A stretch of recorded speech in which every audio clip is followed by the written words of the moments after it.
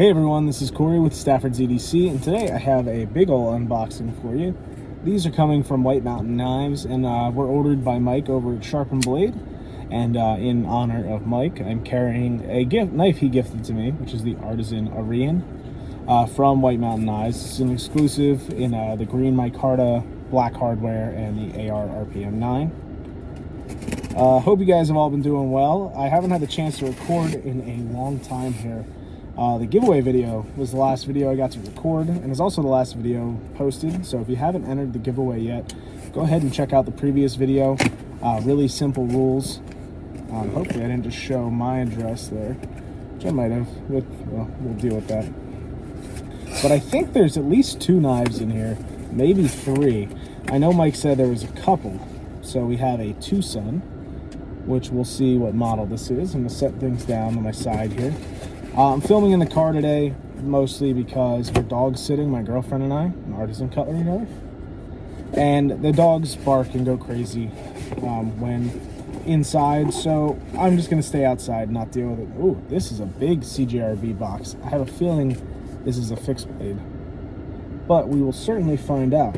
I don't know any of the codes for the knives on the side, but yeah, why don't we start with this big box? This is it's the J1922B/BK, whatever that means in Artisan's world, in this case CJRB, but also owned by Artisan. So besides the Tucson, we have 2 Artisan products here. Let's should I open it facing you guys? I think I should. You should get a look at this at the same time. Come on. Yes, it is a fixed blade, and it's tough to see in there, but I think I saw them advertise this. You have a nice belt clip attachment here for the sheath. Ooh, no, this is different than something I saw they had advertised. You have the different hardware for attachments.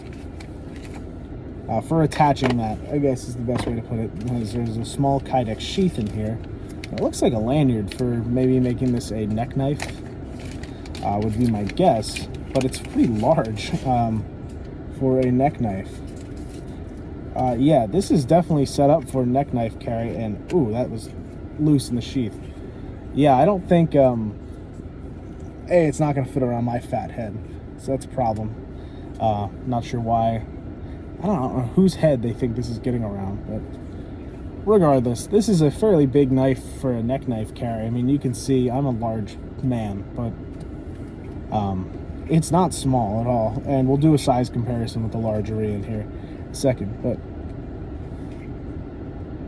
that was really in there. But wow, look at this. Not a big fan of that sheath, but wow, look at this. That is a heck of a blade shape. I really like that fuller combo with the I guess it's a drop point, a big drop point. Yeah, this is a really nice overall design. Wow, it's really really comfortable in hand. The jimping's a little low for me. I wish it was extended up here. But wow, this is super comfortable in hand. I know nothing about this, and this, I already want to buy one now just because of the ergos. That is the most solid ergos on a fixed blade that I've handled in a long time. It's really thin. I think that's what its advantage is, if I could get the words out of my mouth. You can see it's thinner than, it's thinner by a good margin than the Arian is. And this is the full-size Arian, as I said, so we kind of try and put them butt to butt. They're roughly the same size. I think it's kind of hard to tell, but this fixed blade might actually be a little smaller overall, definitely with some more blade. A little smile down here at the heel, which I don't know if this camera's going to focus on, but there's a little, it recurves just very slightly down at the base. So you're going to see that on cheaper knives. I assume this is like 50 bucks. But wow, yeah, this is nice. It's got a hollow grind by the looks of it. I don't have anything flat to check besides yeah, it's a hollow grind. Assuming that the Kydex here is flat, then yeah, it's got a hollow grind. The edge is pretty thin, and the tip, it comes to a fine point, but you can see it's got some added strength to it, where that swedge kind of ends. You can see it thins out. This is a good angle for it. Not swedge, I guess, but that fuller, it thins out and then it beefs up again. at the tip. So yeah, super, super comfortable. The balance point is right over, it's going to be right at this this point right here, which makes it feel really nice in hand. This would be a great little EDC fixed blade for sure, and I could see you doing outdoorsy stuff with this. Definitely wouldn't neck knife carry it though, as I said, and I wish it had like a snap or something that you could use to get this off a little easier. It's just kind of a little sharp edge right there, but you can get it popped out with a thumb. I guess I just didn't push hard enough the first time. But yeah, really cool. I wear a large size glove. You can see it like just fits my hand. Really nice. I'm not cramped or anything like that. This design in the back is really kind of interesting. You can see that weird little shape there. I don't know what the intention is for that, but maybe I don't know, maybe their website explains more about that and why it's shaped like that, because there's this really tiny little lanyard hole right there. Whereas I feel like if they would have just continued this curve, they could have used either of those as a lanyard hole. Not sure why that's the decision they made, but that's a really cool fixed blade from Artisan. As always, Mike is totally fine with me carrying and using these knives, so I might put that through a little bit of use and give you guys a full review on it before I send it up his way. So we'll set that one off to the side. Now we'll stick with Artisan. So that was a CJRB fixed blade, and now we have an Artisan. This is the 1851P/WD, which I have no idea what that means. We'll see if I know what this is. It is an AR RPM 9. It's got a wood handle, ceramic ball bearing, liner lock. Process is CNC machine. I didn't know Artisans came with a whole little info card like that. It's in a like a felt pouch, plastic on the inside. Oh, it's one of these guys. Okay, so I just saw some guys in the Knife Unboxers group on Instagram were just talking about these. This is, I can't remember the name of the designer. His name's Nick, I think, and this is designed after a French front flipper, but he decided not to do front flipper, decided to go with thumb studs, and this is Artisan made. Now I've heard that some of the liner locks on these have really bad detents and some have really good detents, so I'll give this the best shot with my thumb. That felt pretty good. You can see this is a really unique design, and it's a super, super tall flat grind, I believe. Oh, and it's smooth. Oh, it's really smooth too. And yeah, that detent is just enough, I'd say. It breaks pretty easily, like it's pretty light, but the geometry of it is really nice. Is the clip clicky? Something else loose? I think there's, might be the, I think the lanyard pin rattles. Because if I hold the clip, yeah, it's still rattling in there. So I think that's a lanyard pin. Yeah, I might just need to tighten these body screws down. But wow, that comes to a really, really thin edge. The factory edge feels really nice on this too. I looked at these, but I didn't want to buy one. Just it's too out there for me as a design. Neat, but just not my thing. So I'm really glad that Mike bought this, because now I get to handle one. And not that I couldn't have borrowed one from, say, Lefty or someone else like that, but really neat to see. And these thumb studs are pretty cool. They, you can see they have like a milled, like a knurled texture on them. I don't know if it's going to catch it well. You can kind of see it right there, that they have this texturing to them. Makes it really easy to actuate. And there's just a very tiny bit of jimping right here, which gives you, I don't know if it's giving you any kind of meaningful grip with this knife, because the handle's doing so much of the work. It's pretty ergonomic. I'm a little bit lost with these two fingers right here. It's like, do I want to be up? Do I want to be down? If it had another like half an inch of handle up here, I think it'd be perfect for my hand. Yeah, it's comfy, but it's a little weird. That's for sure. Thumb can go right up to that harpoon shape. Yeah, really cool. This will definitely get carried and used. It's a neat design. It's just out there. You know, it's not my thing. I wonder if you can front flip this. Probably not. No, there's nothing to grab onto. You can middle finger flick off the blade grind with no issue at all down here at the harpoon, so that's awesome. That's a really great way to deploy this.